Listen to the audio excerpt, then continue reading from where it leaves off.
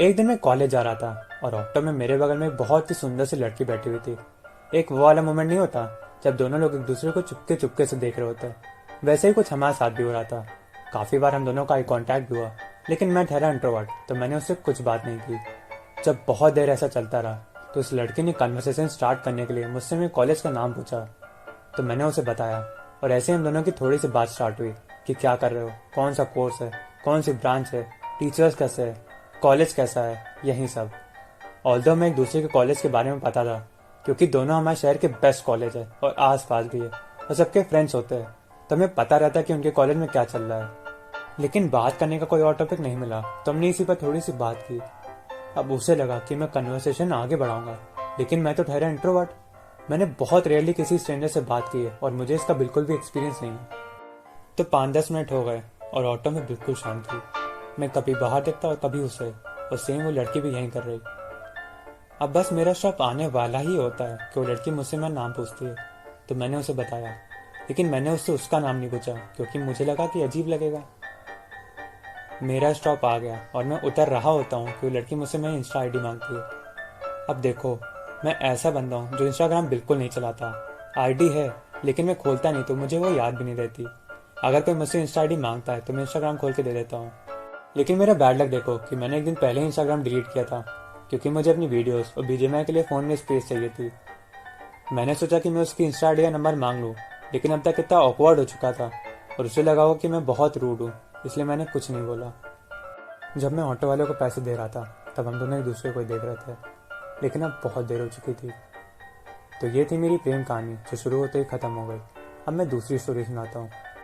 ये मेरे एक दोस्त की है, नाम नहीं बताऊंगा नहीं तो बहुत मारेगा। कॉलेज में छुट्टियां हुई थी तो ट्रेन से अपने घर जा रहा था। वो बढ़िया अपनी सीट पर बैठा हुआ था और जब वो वॉशरूम गया तब उसने देखा कि 2 बर्थ आगे एक लड़की बैठी हुई है और वो कोई बुक पढ़ रही है। अब इसको बुक के बारे में घंटा नॉलेज नहीं है और उल्टा मुझे बोलता रहता है कि ये सब बेकार है, टाइम वेस्ट है। उस टाइम रात के 11-12 बज रहे होंगे और ये मुझे कॉल करके 4-5 बुक के नाम पूछ रहा। तो मैंने बताया, वो पूछा क्या हुआ, बोला बाद में बताऊंगा, और ये बोलकर उसने फ़ोन रख दिया। फिर बाद में मुझे बता रहा है कि उससे बात करने गया कि आप कौन सी बुक पढ़ रही हो, क्या थीम है, स्टोरी क्या है, और ऐसे बात करते करते वो लोग 1 घंटे तक बात करते रहे। फिर वो अपना बैग लेकर उसी की सीट पर आ गया और ये लोग पूरी रात बात करते रहे। इन्होंने आईडी एक्सचेंज कर ली, नंबर भी एक्सचेंज कर लिया। कॉल पर कई दिन बात करने के बाद अब ये लोग रिलेशनशिप में हैं।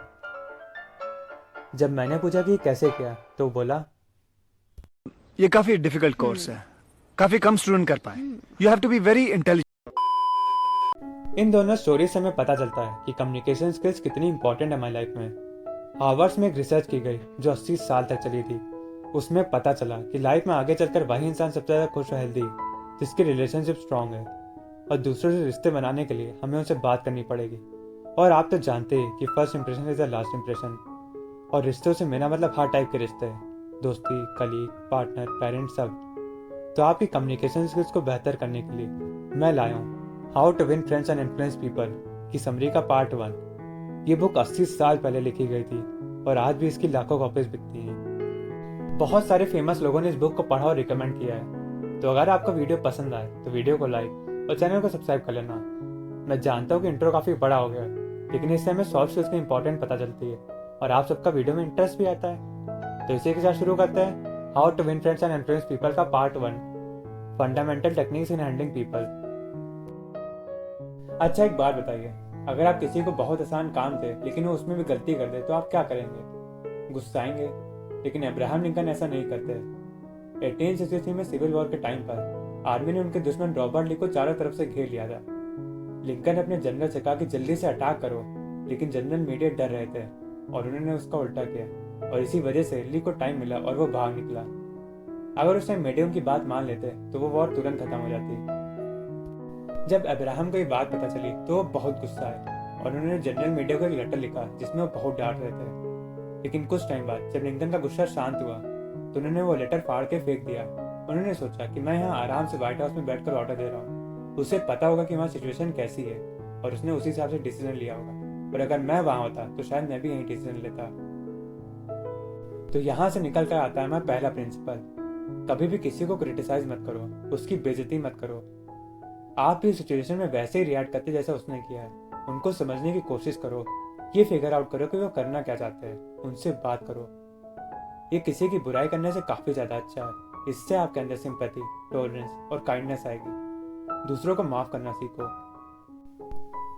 अगर आपको किसी से कोई भी काम करवाना है तो उसका सिर्फ एक ही तरीका है, ऐसा करो कि इस बंदे का खुद मन करे वो काम करने का। हाँ, आप डांट वाट के काम करवा सकते हो, लेकिन ये बहुत ही शॉर्ट टर्म तरीका है। आप देखो भाई, दुनिया में सभी लोग इंपॉर्टेंट बनना चाहते हैं, महान बनना चाहते हैं। सभी चाहते हैं कि बाकी लोग उनकी वैल्यू करें, और आपका एक कॉम्प्लीमेंट उनको इंपॉर्टेंट फील कराता है। इसलिए कॉम्प्लीमेंट देना सीखो। आप में कैसे फीलिंग ऑफ इम्पोर्टेंस आती है, यही बताता है कि आप कौन हो, आपका कैरेक्टर कैसा है। चलिए एक एग्जांपल लेता हूँ। जॉन डी रॉकफेलर को ये फीलिंग आती थी दान देकर, चैरिटी करके। वहीं दूसरी ओर डिलिंगर को ये फीलिंग आती थी चोरी से, डकैती से। दोनों में एक बहुत बड़ा डिफरेंस है कि वो अपनी इंपॉर्टेंस को कैसे फील कर रहा है। 1921 में चार्ल्स शवाब को मिलियंस ऑफ डॉलर मिलते थे सैलरी के रूप में हर साल। रेफरेंस के लिए बता दूं कि उस टाइम $50 को भी बहुत ज्यादा माना जाता था। तो चार्ल्स को इतने पैसे क्यों मिलते थे? क्या वो एक जीनियस थे? नहीं। क्या उनको स्टील मैन्युफैक्चरिंग के बारे में सबसे ज्यादा पता था? नहीं। यहाँ तक कि वो खुद बोलते हैं कि उनसे ज्यादा तो उनके जूनियर्स को पता था। तो उनको इतने पैसे इसीलिए मिलते थे क्योंकि उनको लोगों को डील करना आता था। जब इस बुक के राइटर ने पूछा कि आप ऐसा कैसे करते हो, तब उन्होंने बताया कि आपके शब्दों में बहुत शक्ति होती है, वो जिंदगी बदलने की ताकत रखते हैं। आपके शब्द सामने वाले की जिंदगी बना या बिगाड़ सकते हैं, इसलिए वो अपने वर्ड्स को बड़े ध्यान से चूज करके बोलते थे। वो सामने वाले के अंदर पॉजिटिव एनर्जी, पैशन ला देते हैं। उनकी सबसे बड़ी ताकत थी कि वो सामने वाले की तारीफ करते, उसे इनकरेज करते हैं। सीनियर्स के क्रिटिसिज्म के अलावा और कुछ भी नहीं है जो इंसान के एम्बिशंस को मारता है। वो कभी भी किसी को क्रिटिसाइज नहीं करते हैं। अगर उन्हें कुछ भी अच्छा लगता है तो उसकी दिल से तारीफ करते हैं, जबकि हम सब इसका उल्टा करते हैं। अगर हमें कुछ अच्छा नहीं लगता तो हम चिल्लाते हैं और अच्छा लगने पर कुछ नहीं कहते। आप में से बहुत सारे लोग कमेंट में मेरे काम की तारीफ करते हो, और सच बताओ ये मेरा दिन बना देता है, मुझे बहुत अच्छा फील कराता है और अलग ही लेवल का मोटिवेशन दे जाता है। एक बार जॉन डी रॉकफेलर के एक पार्टनर ने उनके $1 मिलियन गवा दिए डील में, लेकिन जॉन ने क्या किया, उन्हें पता था कि उनके पार्टनर बेडफोर्ड ने अपना बेस्ट दिया है, तो इसमें भी उन्होंने कुछ तारीफ करने के लिए ढूंढ ही लिया। उन्होंने इस बात पर शाबाशी दी कि बेडफोर्ड ने उनके 60% पैसे बचा लिए। वाह। लेकिन देखो, एक जेन्युइन तारीफ और चापलूसी करने में फर्क है। आपको सच्ची तारीफ करनी है, चापलूसी करने से लोग आपसे दूर हो जाएंगे। एक बार एक लड़की अपने हस्बैंड को उसकी 6 कमियां निकालने को बोलती है जिससे वो बेटर वाइफ बन पाए। वो थोड़ा सोचता है और फिर कहता है कि सुबह बताऊंगा। सुबह वो अपने हस्बैंड को बोलता है कि 6 रोज ले आओ और उस पर एक नोट लगा दो जिसमें लिखा हो, मुझे ऐसी कोई चीज नहीं दिखती जो मैं तुम्हें चेंज करना चाहता हूँ, तुम जैसी हो बेस्ट हो। और ये वो टेबल पर रखकर ऑफिस चला गया। जब वो शाम को घर आया तब उसकी वाइफ ने गेट खोला। वो एकदम इमोशनल थी, वो अपने आंसू रोक ही नहीं पाई। वो लड़का चाहता तो आराम से 100 कमियां निकाल देता, लेकिन उसने ऐसा नहीं किया। जो भी शादीशुदा लोग मेरी वीडियो देख रहे हो, ये ट्राई कर सकते हो। हाँ, तो ये था principle number 2, give honest and sincere appreciation. अच्छा, मान लो आपके खाने की दुकान है, तो आप कस्टमर को क्या दोगे? जो वो ऑर्डर करेगा। ये थोड़ी कि जो आपका मन किया वहीं उसे दे दो। तो आप लोगों को भी वहीं दो जो उसे चाहिए। चलिए एक स्टोरी समझाता हूँ। राइटर के कोर्स में एक बंदे ने एनरोल किया, स्टैन। स्टैन बताता है कि एक दिन जब वो शाम को घर आया तब उसने देखा कि उसका छोटा बेटा चिल्ला रहा है, अपने खिलौने फेंक रहा है, क्योंकि अगले दिन से उसका स्कूल स्टार्ट है और उसका मन नहीं जाने का। स्टैन आराम से अपने बच्चों को डांट मार के स्कूल भेज सकता था, लेकिन उसे पता था ये टेम्परेरी सोल्यूशन है। तो उसने थोड़ी देर बैठकर सोचा कि मैं ऐसा क्या करूं जिससे उसका खुद स्कूल जाने का मन करे। तो उसे एक आइडिया क्लिक किया। उसने और उसकी वाइफ ने एक पेंटिंग वाला गेम खेलना शुरू किया जिसमें घर के सभी लोग थे, टिम को छोड़कर। तो टिम जब अपने रूम से बाहर आया तब उसने भी गेम खेलने की जिद की। तब स्टैन ने बोला कि जब तुम स्कूल जाओगे तभी ये गेम सीख पाओगे। जब अगले दिन स्टैन की आंख खुली तब वो देखता है कि टिम बहुत जल्दी तैयार होकर स्कूल जाने की जिद कर रहा है। अगर आपको किसी से कुछ भी काम करवाना है तो ये सोचना पड़ेगा कि मैं ऐसा क्या करूं जिसका खुद मन करे काम करने का। एक बार डेल कार्नेज, जो इस बुक के राइटर है, उन्होंने एक होटल रेंट पर लिया अपने सेशन के लिए। उनके सेशन के एक दिन पहले उन्हें बताया गया कि रेंट 3 गुना बढ़ा दिया गया है। टिकट वगैरह सब प्रिंट हो गई थी। तब उन्हें बताया गया। अब कोई और होता तो मैनेजर पर जाकर भड़कता, लेकिन ये हमारे राइटर है, अगर वह ऐसा करेंगे तो ये बुक कैसे लिखते हैं। तो मैनेजर के पास गए और बड़े आराम से बात करने लगे। उन्होंने कहा ये बहुत शॉकिंग था, लेकिन अगर वो उसकी जगह होते तो वो भी यही करते। और इसमें मैनेजर की कोई गलती नहीं है। उसको तो प्रॉफिट कमा के देना है, नहीं तो उसको निकाल दिया जाएगा।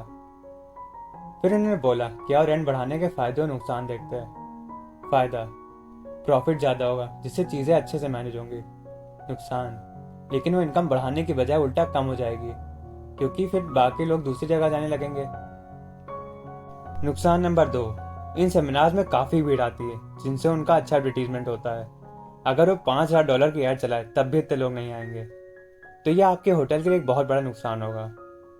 उन्होंने ये फायदे और नुकसान एक पेपर पर लिखे और मैनेजर को देकर चले आए। थोड़ी देर बाद उनको फ़ोन आया कि आपका रेंट 300% की बजाय सिर्फ 50% बढ़ाया जाएगा। मतलब 300% की जगह सिर्फ 50% देने उनको पैसे।